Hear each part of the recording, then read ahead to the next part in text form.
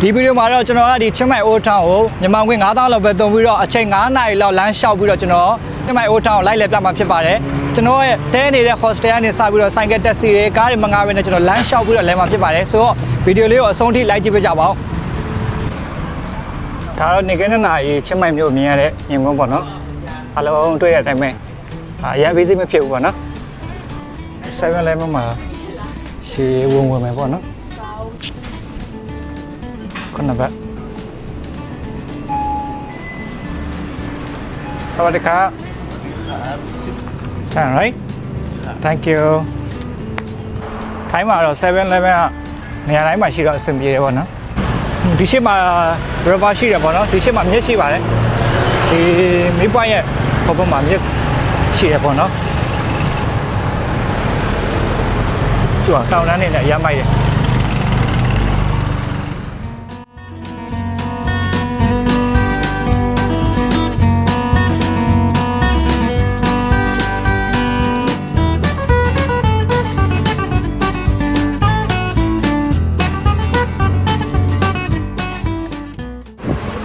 ကဲပဲကျွန်တော်တို့ကလာလိုက်တယ်ဓာတ်ပုံရချက်တွေရှိတယ်ပေါ့နော်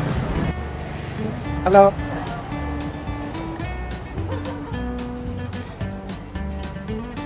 Sorry အဲ့ဒါလည်း9မိနစ်လောက်ရှောင်းတော့ရောက်ပြီကြ။ချင်းကတော့ coffee နဲ့နာမည်ကြီးအောင် coffee တိုင်းလေးရမ်းများရတယ်ပေါ့နော်။ဆိုင်က coffee တက်ရတယ်။ဝါကိုဆိုလို့ရှိရင်တော့10မိနစ်40လောက်ရှောက်ပြီးတဲ့နောက်မှာရောက်ပါပြီ။ဒီနေရာကတော့ဒီချင်းမရဲ့နှလုံးသားလို့ပြောလို့ရတဲ့နေရာပေါ့နော်။ Cafe Gate ပဲဖြစ်ပါတယ်။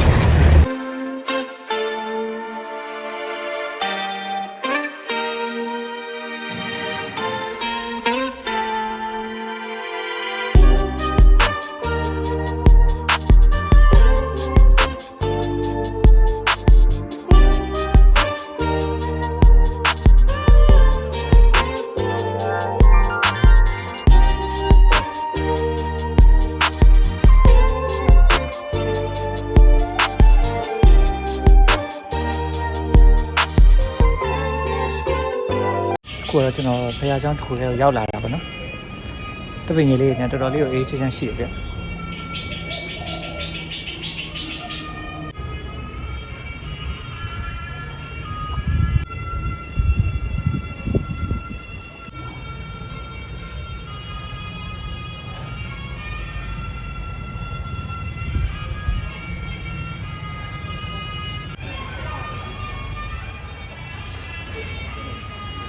ဟိုကတပ်ပင်ရေးလေးနဲ့ဆိုတော့တော်တော်လေးကိုအဆင်ပြေပေါ့နော်တော်လေးအေးချမ်းရှိတယ်လမ်းလျှောက်လာပြီးတော့နေပူလာကက်သမြဒီရောက်လို့ရှိရင်ပန်းကြီးရပေါ့နော်ဒီဝယ်စားရအောင်မယ်နော် Hello Ciao. Can I have pineapple? How much? 25 baht. Okay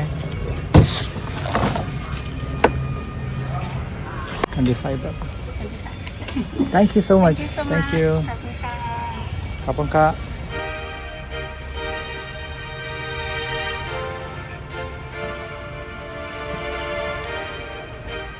ဗီဒီယိုရိုက်တဲ့ကြားထဲကတချို့ clip တွေမှာ mic က receiver ပြုတ်သွားတယ်ပေါ့နော်ဆိုတော့အတန်အောင်နည်းနည်းတော့သိခံပြီးတော့ကြည့်ပေးကြပါကျွန်တော်လည်းသတိမထားမိလိုက်ဘူးပေါ့နော်အခုဒီ9နေရဲ့ဗီဒီယိုတွေပြန်ကြည့်မှသိရတယ်ပေါ့နော် receiver ကဒီဖုန်းမှာထိုးထားတာအဲ့ဒါအလုံးပဲဖြစ်သွားတယ်ပေါ့နော်ခုကဒီမှာမိုးရသေးပြီးတော့ low season ဖြစ်လို့လဲပါမယ်ထင်တယ်အဲ့ဒါကြီးလည်းအရန်တော့မတွေ့ရဘူးပေါ့နော်ဒီမက်ကပောင်တို့ဘာလို့သွားလဲလို့ရှိရင်တော့အဲ့ဒါတော်တော်များများတော့တွေ့ရမယ်ထင်တယ်ဒီချင်းမိုင်အိုးတောင်းထဲမှာတော့အရန်အဲ့ဒါတွေများနေတာမျိုးမဟုတ်ဘူးပေါ့နော်အခုကလည်းမိုးရသေးဆိုတော့ဆောင်းရသေးမှာတော့ပို့ပြီးတော့လာကြမယ်ထင်တယ်ချင်းမိုင်ရဲ့ signature coffee လို့လည်းပြောလို့ရတယ်ဆိုတော့ coffee ကတော့ coffee ဆိုင်တွေကတော့တော်တော်များတယ်ဗျ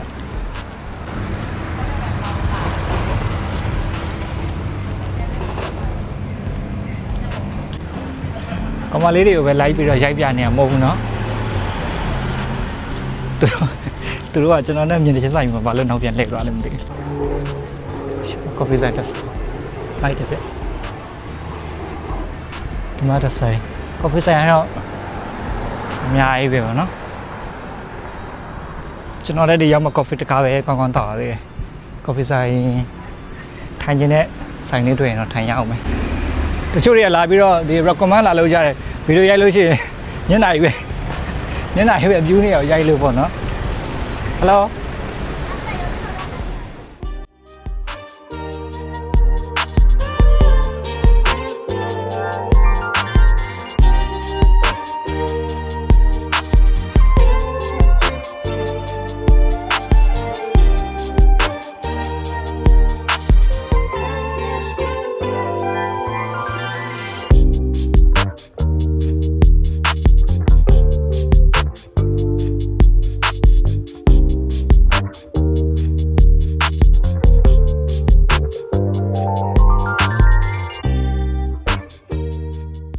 ဒီဘက်ကကောင်မလေးနေရောက်လဲကျွန်တော်လိုပဲ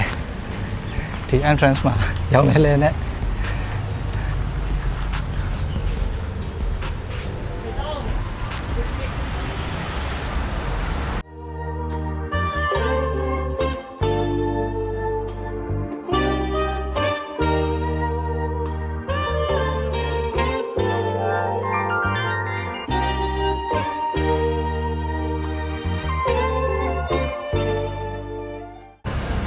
ချင်းမိုင်မှာလေဒီဘတ်ကားအကြီးတွေမရှိဘဲနဲ့အခုလိုမျိုးကတ်တသေးလေးတွေလည်းရှိတယ်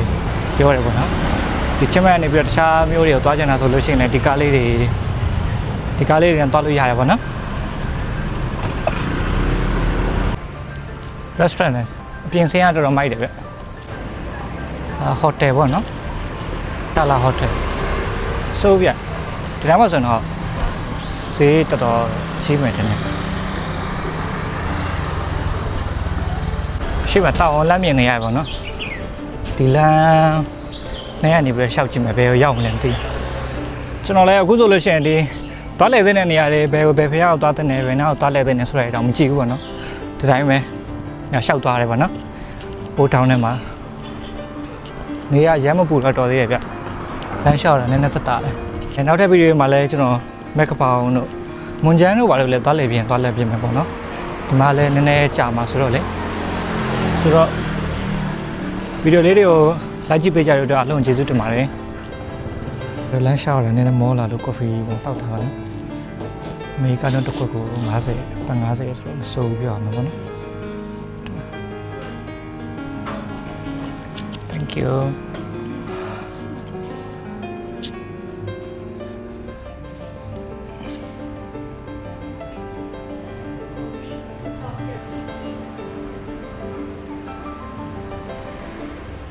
ခေါ်တဲ့ coffee တောက်ပြီးတော့လမ်းဆက်လျှောက်တယ်ပေါ့နော်ညနေ4 နာရီရှိပါပြီ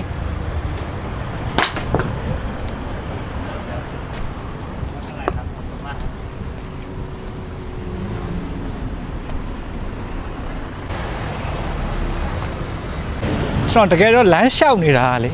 ဒီရှေ့မှာရှိတဲ့တောင်ရှင်းရှင်းလင်းလင်းမြင်ကြတာပေါ့နော်အဲ့ဒီတောင်ရှင်းရှင်းလင်းလင်းမြင်ကြလို့မလို့ကျွန်တော်ရှောက်နေတာဖြစ်ပါတယ်ကြည့်နေချင်းစရာလေးတွေလုံးဝ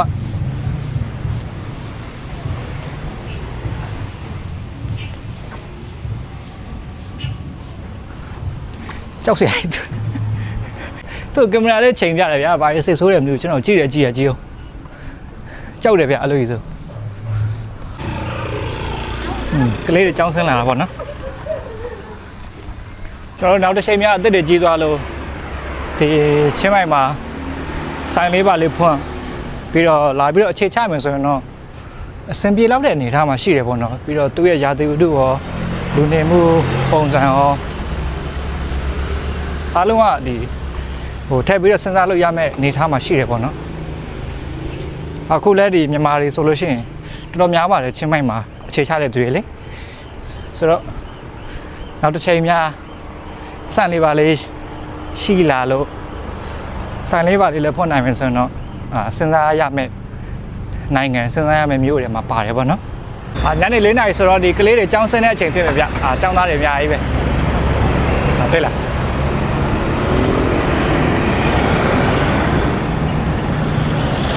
ရှိပါတယ်ဆိုင်ကယ်လေးတွေနဲ့ဒီမှာဆိုဆိုင်ကယ်ကို300တောင်စီးတယ်ကြည့်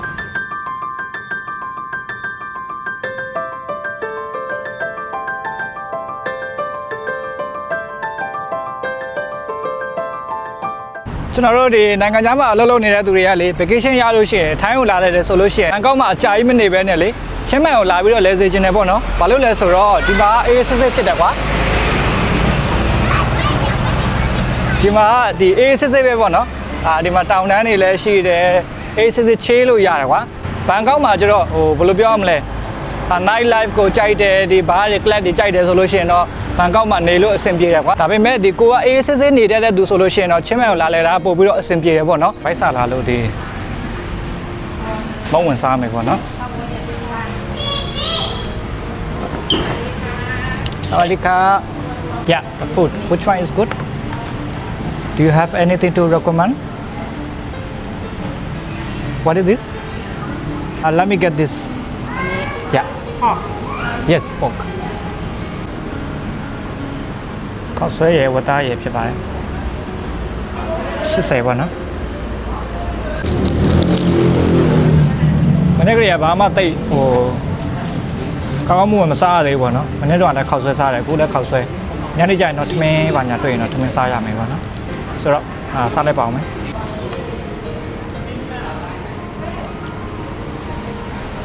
ရတာတော့မိုက်တယ်ဗျ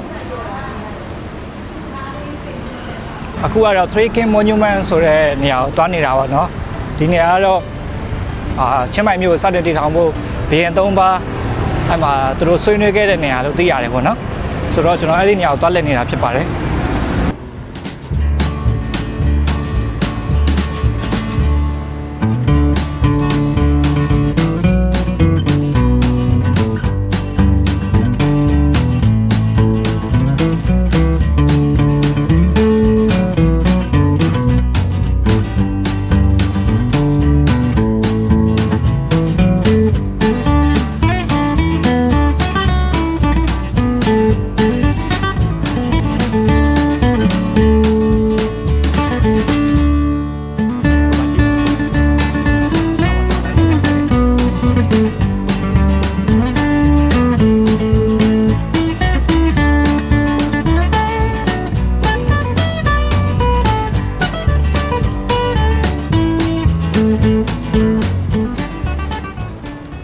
ညနေပဲလာလဲမယ်ဆိုလို့ရှိရင်လည်းလာတယ်ပေါ့နော်ကျွန်တော်လိုမျိုးနေက2နာရီ3နာရီကလေးကမလာခြင်းလဲညနေ4နာရီလောက်မှစလာမယ်ဆိုလို့ရှိရင်လည်းအဆင်ပြေတယ်ညနေပဲဆိုရင်တော့နေလေးလဲအိပ်ပြီးတော့လမ်းလျှောက်ရတာလဲပို့ပြီးတော့အဆင်ပြေတယ်ပေါ့နော်ညနေ4နာရီ5နာရီမှကိုနေတဲ့နေရာနေပြီးတော့ထွက်လာလို့ရှိရင်လည်းအဆင်ပြေတယ်ပေါ့နော်ကိုဆိုတော့ရောက်ပြီပေါ့နော်ကျွန်တော်နောက်မှမြင်နေရတဲ့ဒါပဲဖြစ်ပါတယ်ဒါကတော့ဒီ Three King Monument လို့ခေါ်တယ်ပေါ့နော်ချင်းမိုင်မြို့ဒီဘီယန်3ပါးစတင်တည်ထောင်ဖို့သူတို့ဒီနေရာမှာတိုင်ပင်ဆွေးနွေးခဲ့ကြရလို့သိရပေါ့နော်ပြီးတော့ဒီဘီယန်3ပါးကတငယ်ချင်းတွေဖြစ်တယ်လို့လည်းသိရတယ်ပေါ့နော်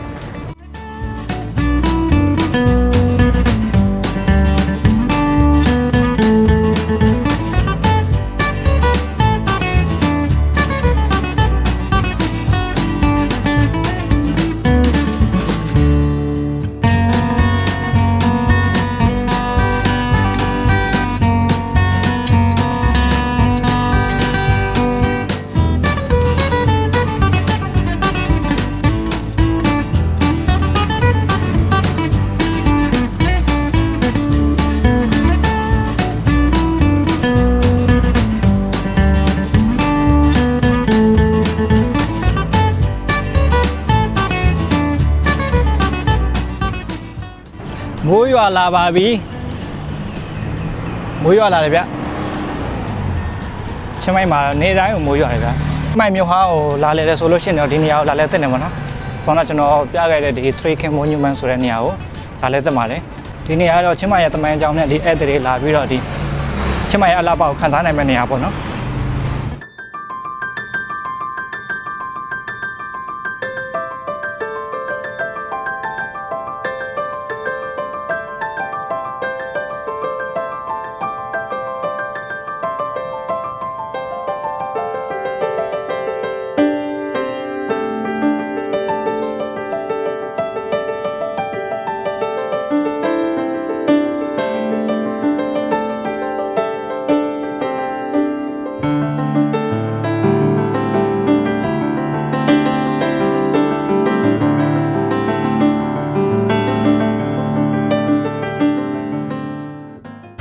ရောက်နေတဲ့နေရာကတော့ရတယ်ပေါ့နော်ကျွန်တော်ကတော့မတောက်တက်လို့မတောက်တော့ဘူးပြီးတော့ဒီမှာချင်းမိုင်မှာပေါ့နော်စုတွေပါတယ်ချုပ်ချင်တယ်ဆိုလို့ရှိရင်ဒီမှာအခုလိုမျိုး site တွေအများကြီးပေါ့နော် customize လုပ်ပြီးတော့ချုပ်ပေးတယ်ပေါ့နော်ကိုကဒီကုတ်တွေပါတယ်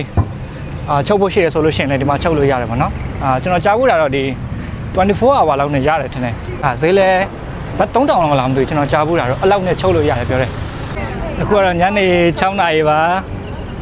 ကျွန်တော်နေကင်းတော့စလာခဲ့တဲ့ destination ပေါ့နော်ဒီမှာ the fair gate ကိုပြန်ရောက်လာပါပြီညနေဘက်ကပို့ပြီးတော့လှတယ်ဗျဒီမှာလေမိုက်တယ်ညနေပဲနေအေးသွားတော့လူပို့ပြီးတော့စီတယ်ပေါ့နော်ချင်းမိုင်ရောက်လို့ရှိရင်တော့ဒီနေရာတော့မဖြစ်မနေလာလဲရမယ်ပေါ့နော် the fair gate ပဲဖြစ်ပါတယ်ဆိုတော့ဒီလမ်း4နာရီ5နာရီလောက်ရှောက်ပြီးတော့ဒီအပင်မခံပြီးတော့မြို့ထဲကိုရှောက်လိုက်ရတယ်ဆိုပေမဲ့ကိုပင်မကကျွန်းနေပေါ့နော်တွေ့ရတဲ့မြင်ကွင်းတွေဒီမြို့သူမြို့သားတွေရဲ့ဒီသွားလာလှုပ်ရှားနေတဲ့ပုံစံတွေဧည့်သည်တွေလာပြီးတော့ဒီ enjoy လုပ်နေတဲ့ပုံတွေဒီမြဝထင်းတွေမြင်တွေ့ရတယ်တကယ်ကိုမိုက်တယ်ပေါ့နော်ဆိုင်ကယ်တွေကားတွေနဲ့လာပြီးတော့ဒီလဲပတ်တာတဲ့အခုလိုမျိုးကျွန်တော်လိုမျိုးလမ်းလျှောက်ပြီးတော့ဒီချင်းမိုင်အိုတာကိုလာလဲကြဖို့ကျွန်တော်ပြောချင်ပါတယ်ဆိုတော့ချင်းမိုင်မှာနောက်ထပ်သွားလိုက်ရမယ့်နေရာတွေရှိရဆိုလို့ရှိရင်လည်းကျွန်တော်ကိုအောက်မှာ comment မှာရေးခဲ့ပေးလို့ရပါတယ်ဗီဒီယိုလေးကိုအဆုံးထိ like ကြည့်ပေးကြတဲ့အတွက်အားလုံးကိုကျေးဇူးတင်ပါတယ် bye ကျွန်တော်အခုချင်းမိုင်မြို့အိုးထောင်ကိုလမ်းလျှောက်ပြီးတော့တွားခဲ့တဲ့ခီးစံမှာဆိုလို့ရှိရင်ရေဘိုးရယ်နှက်သီးဖိုးရယ်ပြီးတော့ coffee ဖိုးရယ်ခောက်ဆွဲဖိုးရယ်ပြီးတော့ဘီယာတောက်တာအောင်မှာအားလုံးတိုတယ်စုပေါင်း3000ကျွဲဝန်းကျင်ပဲကုန်ခဲ့တယ်ပေါ့နော်အခုကြည့်နေတဲ့သူတွေလည်းကျွန်တော်လိုမျိုးချင်းမိုင်ကိုရောက်နေတယ်ဒါမှမဟုတ်ချင်းမိုင်ကိုလာလဲဖို့ရှိတယ်ဆိုလို့ရှိရင်ကျွန်တော်လိုမျိုးချင်းမိုင်မြို့အိုးထောင်ကိုလမ်းလျှောက်ပြီးတော့တစ်ခါလောက်တော့တွားပြီးတော့လဲကြည့်စေချင်တယ်ပေါ့နော်